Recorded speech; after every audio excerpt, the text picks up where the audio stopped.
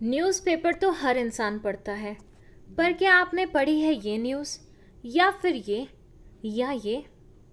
Hello and welcome back to our channel Padhaku Log. आज के इस वीडियो में हम डिस्कस करने वाले हैं ये टर्म एंटी डंपिंग ड्यूटी के बारे में। हम जानेंगे कि क्यों आजकल ये हर न्यूज़पेपर की हेडलाइन बनी हुई है, क्यों इंडिया बार बार अलग अलग नेशंस पे ये एंटी डंपिंग ड्यूटी लगा रहा है। आइए समझते हैं इस पूरे मुद्दे को बहुत ही इजी एंड सिंपल लैंग्वेज में। सी, एंटी डंपिंग ड्यूटी को समझने के लिए हमें समझनी पड़ेगी पहले ये टर्म डंपिंग क्या होता है एग्जैक्टली डंपिंग।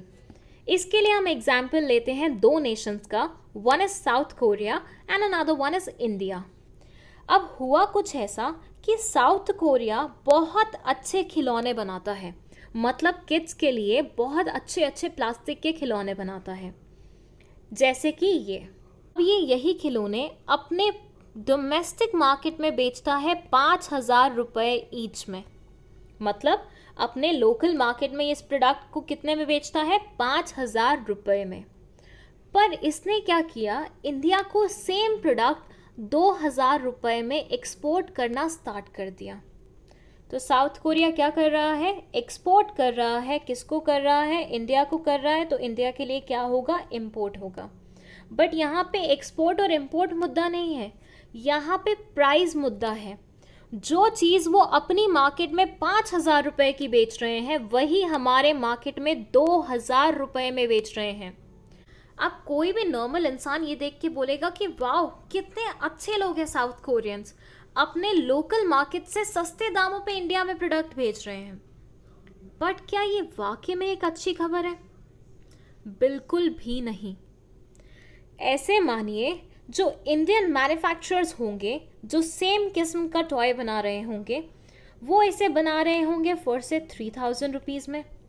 अब आपको इम्पोर्टेड आइटम मिल रही है 2,000 रुपये में, जो कि इंडियंस को वैसे ही बहुत पसंद होती है। किसी के भी घर पे जाइए, वो कैसे शो ऑफ करते हुए बताते हैं कि ये तो इम्पोर्टेड प्रोडक्ट है। तो इम्पोर्टेड आइटम आपको मिल रही है अब अपने लोकल मैन्युफैक्चरर्स के प्रोडक्ट के कंपैरिजन में सस्ते दामों पे। मतलब इंडियन मैन्युफैक्चरर 3,000 में बेच रहा है, यहाँ पे आपको 2,000 रुपये में मिल रही है। तो ऐसे में हर कस्टमर तो वही इम्पोर्टेड प्रोडक्ट खरीदना चाहेगा। फिर इंडियन मैन्युफैक्चरर्स का क्या होगा? और अगर इंडियन मैन्युफैक्चरर्स परफॉर्म नहीं करेंगे तो हमारी इकोनॉमी का क्या होगा? यस, ये है एक इकोनॉमिक टर्म जो कि आपको बताती है कि किस तरह से कोई और नेशन हमारे यहाँ की इकोनॉमी को इन्फ्लुएंस कर सकते हैं अपनी कुछ ऐसी हरकतों से। ये जो पूरी कॉन्सेप्ट हमने समझी है कि अपने डोमेस्टिक मार्केट से कम प्राइसेस में किसी और कंट्री में प्रोडक्ट बेचना, this process is known as dumping. Yes, यही है मतलब डंपिंग का। आइए अब समझ लेते हैं एंटी डंपिंग ड्यूटी क्या है।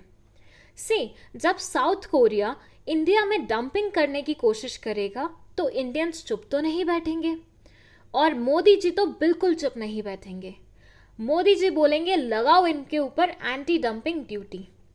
कहने का मतलब ये हुआ कि ऐसी ड्यूटी जो कि एक नेशन दूसरे नेशन के इंपोर्ट्स पे लगाता है, ताकि वो अपने यहाँ के लोकल मैन्युफैक्चरर्स को प्रोटेक्ट कर सके और सामने वाली कंट्री के ये डंपिंग वाले गलत काम को रोक सके, उसे ही हम बोलते हैं एंटी डंपिंग ड्यूटी।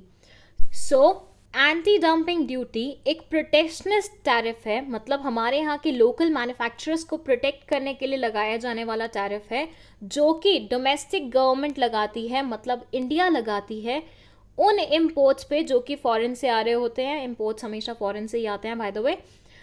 और क्यों लगा रही होती है? क्योंकि वो ऐसी चालाकी चलते हैं कि फेयर मार्केट वैल्यू से कम प्राइस में इंडिया को बेच रहे होते हैं सामान।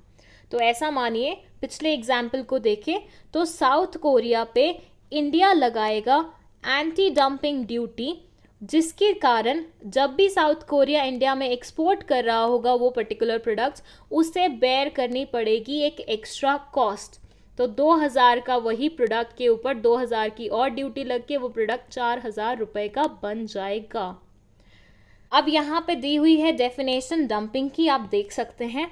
ये तो हो गया डिस्कशन एंटी डंपिंग ड्यूटी के ऊपर। बट बात तो न्यूज़ की हो रही थी, तो क्या है एग्जैक्टली वो न्यूज़? न्यूज़ ये है कि चाइना, वियतनाम और कोरिया, ये तीनों कंट्रीज़ हमें डिलीवर कर रहे थे कुछ स्टील प्रोडक्ट्स, वो भी क्या, बहुत कम दामों पे। और जैसे ही इंडियन गवर्नमेंट को समझ में आया कि इंडियन मैन्युफैक्चरर्स इसकी वजह से हरास हो रहे हैं, तो उन्होंने लगा दिया इन तीनों कंट्रीज़ के स्टील प्रोडक्ट्स के इंपोर्ट पे एंटी डंपिंग ड्यूटी, जिसके चलते हुए चाइना से जो प्रोडक्ट्स आते थे स्टील के, या वियतनाम से आते थे, या कोरिया से आते थे, उन सबको एक्स्ट्रा कॉस्ट बेयर करनी पड़ेगी। वो भी एक नहीं, दो नहीं, पूरे 5 सालों तक। यस, अब जितने भी प्रोडक्ट्स इन तीनों कंट्रीज से आएंगे जो कि मेंशन होंगे गवर्नमेंट की लिस्ट में, उनके ऊपर उन लोगों को एक्स्ट्रा चार्जेस पे करने पड़ेंगे in the name of what, anti dumping duty, जिसके कारण उनकी कॉस्ट अब क्या हो जाएगी, इंक्रीज हो जाएगी, और इंडियन मैन्युफैक्चरर्स को एज सच कोई खतरा नहीं होगा। तो ये है न्यूज़ एंटी डंपिंग ड्यूटी के बारे में, जो कि इंडिया ने चाइना, वियतनाम और कोरिया पे लगाई है। आई होप आपको ये वीडियो समझ में आई है। अगर कोई भी डाउट है तो आप कमेंट सेक्शन में पूछ सकते हैं।